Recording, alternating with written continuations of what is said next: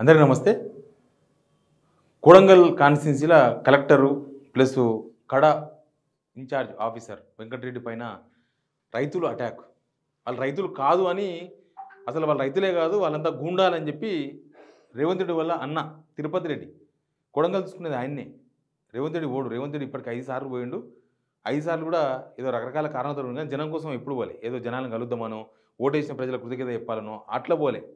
ఓసారి ఎవరు ఇద్దరు కార్యకర్తలు చచ్చిపోతే, ఒకసారి ఎలక్షన్స్ అసెంబ్లీలో ఓటేయనికే, ఒకసారి పార్లమెంటు ఎలక్షన్స్లో ఓటేయనికే, ఒకసారి పార్లమెంట్ ఎలక్షన్స్ ప్రచారానికి, ఇంకొకసారి దానికి పోయిండ్రు. అయితే తిరుపతి రెడ్డి మొత్తం చూసుకుంటారు. తిరుపతి రెడ్డి ఏమంటాడంటే, అవును మేము ఖచ్చితంగా ఆడ ఫార్మసీ పెడతాం. వాళ్ళు ఇన్ని రోజులు అక్కడ గొడవ జరిగింది కూడా దానికోసమే. వీళ్ళు హ్యాండిల్ చేసే విధానం, హ్యాండిల్ చేసే పద్ధతి, నువ్వు ఫార్మసీ పెట్టాలనుకుంటే రైతులను ఒప్పించాలి, లేకపోతే అక్కడి నుంచి మార్చాలి. అట్లా కాకుండా ఇట్లా రెచ్చగొట్టే పద్ధతి. ఆడున్న కార్యకర్తలు ఇక కాంగ్రెస్ లీడర్లు చాలామంది ఇప్పుడు ఏం మాట్లాడుతున్నారు, తాండూరు ఎమ్మెల్యే మనోహర్ రెడ్డి ఏం మాట్లాడుతున్నాడంటే, ₹1 కోటి ఇచ్చిరంట రైతులను కలెక్టర్ కొట్టడానికి, ₹1 కోటి ఇచ్చారని చెప్పేసి ఆరోపణ. అసలు వీళ్ళు గవర్నమెంట్లో ఉన్నారు, వీళ్ళతో సమాచారం ఉంటుంది, పక్కా సమాచారంతో మాట్లాడాలి. గవర్నమెంట్లో ఉన్న వాళ్ళు కూడా ఇట్లా గాలికి మాట్లాడితే అవతల ప్రతిపక్షాలు లేకపోతే జనమో వాళ్ళకి ఇట్లా ఇన్ఫర్మేషన్ ఉండదు. ఇన్ఫర్మేషన్ యాక్ట్ పెడితే కూడా ప్రభుత్వం ఇన్ఫర్మేషన్ దొరకదు. కానీ గవర్నమెంట్లో ఉన్న వాళ్ళు అడ్డంగా ₹1 కోటి ఇచ్చి మాట్లాడిచ్చారు అంటే రైతులు అంటే పట్టింపలేదు, రైతులు అవమానించడం కదా. ₹1 తీసుకొని రైతులంతా ₹1 ఎవరిస్తారు? ₹1 ఇప్పుడు ఏమవసరం ఉంది ఎవరితోనన్నా?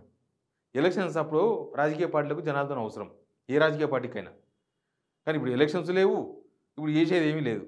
ఇప్పుడు ₹1 ఇచ్చి మాట్లాడించాల్సిన అవసరం నాకు తెలిసి ఏ రాజకీయ పార్టీకి ఉండదు. ఏ రాజకీయ పార్టీ కూడా ₹1 ఇచ్చి చేయించాల్సిన అవసరం అయితే 100% ఉండదు.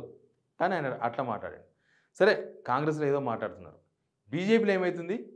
బీజేపీలో 4 మనుషులు 4 దిక్కులో మాట్లాడారు. ఇక ఒకరిద్దరు పెద్ద మనుషులు అయితే ఇప్పటిదాకా కనీసం మాట్లాడలేదు బీజేపీలో. 4 ఈటెల రాజేందర్ ఏమంటాడు? ఈటెల రాజేందర్ మాట్లాడేది ఏంటంటే, భూములు సేకరించాలని ప్రయత్నం చేస్తుంది, దీనికి ఎక్కడ రైతాంగం తీవ్రంగా వ్యతిరేకిస్తున్నారు, మా భూములు గుంజుకోకండి, మా ఉపాధి మీద దెబ్బ కొట్టకండి అని ఎన్నిసార్లు మొదలుపెట్టుకున్నా వినకుండా ఫార్మా కంపెనీలకు రైతులు భూములను అప్పయ్యే ప్రయత్నం చేస్తున్నారు. అంటే ఇక్కడ నిజం నిన్న కూడా మాట్లాడండి వీళ్ళందరూ, అక్కడ ఏం కుట్ర లేదు, కథ లేదు, జస్ట్ ఆ భూములు ఇస్తలేరు కాబట్టి వాళ్ళ మీద కక్ష కట్టిండ్రు, రైతులు కడుపు మండి అటాక్ చేశారు. ఇది ప్రభుత్వం failure, Revanth Reddy failure. Revanth Reddy MLA, Revanth Reddy ముఖ్యమంత్రి, ఆయన ఫెయిల్యూర్ కాబట్టి అది ఆయనకు అప్పచెప్పారు. తర్వాత ఇంకా మిగతా వాళ్ళు ఏం మాట్లాడారు చూడండి.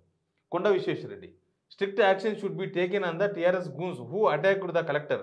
The TRS leaders who are behind this should be investigated immediately regardless of if they are in Hyderabad or fled to Delhi.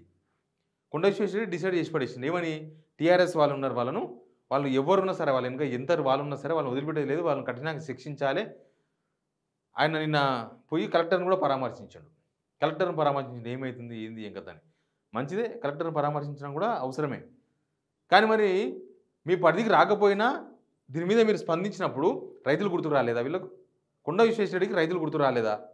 రైతుల బాధ గుర్తు రాలేదా? అంటే మీరంతా ఇండస్ట్రియలిస్టులు కాబట్టి మీకు రైతులు కనబడరు, రైతుల భూమి కనబడదు, వాళ్ళ జీవితాలు కనబడవు. ఎటు తిరిగి భూములు తీసుకోవాలి, ఫ్యాక్టరీలు పెట్టాలి, భూములు తీసుకోవాలి, హాస్పిటల్స్ పెట్టాలి, భూములు తీసుకోవాలి, ఫార్మా దుకాణం తెరవాలి, ఇదే పనిలో ఉన్నారా? కొండ విశ్వేశ్వరరెడ్డి హైడ్రా విషయంలో కూడా అంతే.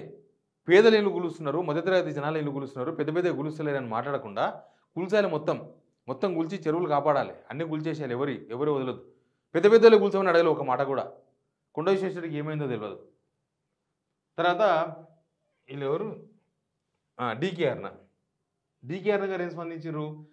ఎలాంటి కుట్రకోణం లేదు, ఫార్మా కంపెనీపై గ్రామాల్లో వ్యతిరేకత ఉంది, లవిచర్ల ఘటనలో అన్ని పార్టీలకు మద్దతు ఇచ్చే రైతులు ఉన్నారు, ఎంపీ డీకే అరుణ. ఇది నిజం, ఇది 100% కరెక్ట్. ఇది అక్కడ బీజేపీ కార్యకర్తలు ఉన్నారు, కాంగ్రెస్ కార్యకర్తలు ఉన్నారు, బీఆర్ఎస్ కార్యకర్తలు ఉన్నారు. ఒక ఊరిలో అందరు ఉంటారు కదా, కొద్ది ఎక్కువనో తక్కువనో అటో ఇటో ఉంటారు కదా. ఒక పార్టీకి 10 మంది ఉంటే ఇంకొక పార్టీకి 5 మంది ఉండొచ్చు, కానీ పక్కా ఉంటారు. ఆడ కుట్రకోణం లేదని డీకే అరుణ మేడం చెప్తున్నారు. మరి కొండ విశ్వేశ్వరరెడ్డికి ఏమో కుట్రకోణం కనిపించింది. ఇంకా కాంగ్రెస్ వాళ్ళు కక్కలేక మింగలేక ఏదంటే అది మాట్లాడుతున్నారు వాళ్ళు.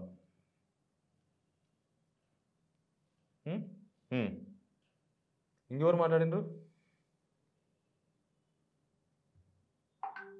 కొండ విశ్వేశ్వరరెడ్డి మాట్లాడండి. ఈరోజు డీకే అరుణ అక్కడికి పోయే ప్రయత్నం చేసింది.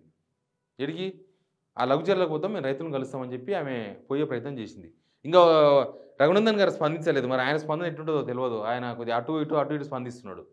ప్లసు కేంద్ర హోంశాఖ సహాయ మంత్రి బండి సంజయ్ ఉన్నదానికి లేదానికి వీడియోలు పెడతారు కానీ దీని మీద ఇప్పటిదాకా స్పందించలే. ఒక కలెక్టర్ మీద దాడి జరిగినా, ఒక ఆఫీసర్ వెంకటరెడ్డి మీద దాడి జరిగినా, లేకపోతే రైతుల బాధను ఇట్లా వ్యక్తం చేసినా ఏదైనా మాట్లాడాలి కదా. కేంద్ర హోంశాఖ సహాయ మంత్రి ఉత్త ఎంపీ కాదు. ఉత్త ఎంపీ అయితే అడగకుంటే ఎవరం. ఆయన ఇక్కడ ఎంపీ కాదని చెప్పేసి వదిలేస్తుండ్రు. కానీ ఆయన కేంద్ర హోంశాఖ సహాయ మంత్రి. మరి ఆ శాఖ ఉండి ఏం లాభం? ఇట్లాంటి ఇష్యూస్లో కూడా స్పందించకపోతే ఇట్లాంటి సందర్భాల్లో ఎందుకు ఇక్కడ రేవంత్ రెడ్డిని తప్పు పట్టాలు చూస్తున్నా స్పందిస్తలేరా? ఎందుకో తెలియదు. ఇంతవరకు బండి సంజయ్ కూడా స్పందించలే. బీజేపీ కార్యకర్త అంతా అయోమయంలో ఉన్నారు. ఆడ లవ్చర్లో ఉన్న బీజేపీ కార్యకర్తలు కూడా అయోమయంలో ఉన్నారు. ఏంది ఇదంతా అని. అట్లాంటి పొజిషన్కి వచ్చింది వ్యవహారం ఇప్పుడు. అసలు నలుగురుంటే నాలుగు దిక్కుల మాట్లాడుతున్నారు.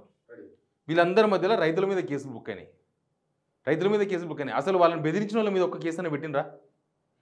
వాళ్ళని బెదిరించిన రేవంత్ రెడ్డి అనుచరులు లేదా రేవంత్ రెడ్డి వాళ్ళ అన్న తిరుపతి రెడ్డి వీళ్ళ మీద కేసులు అయినాయా? వాళ్ళ మీద ఎందుకు కేసులు కాలేదు ఇప్పటిదాకా?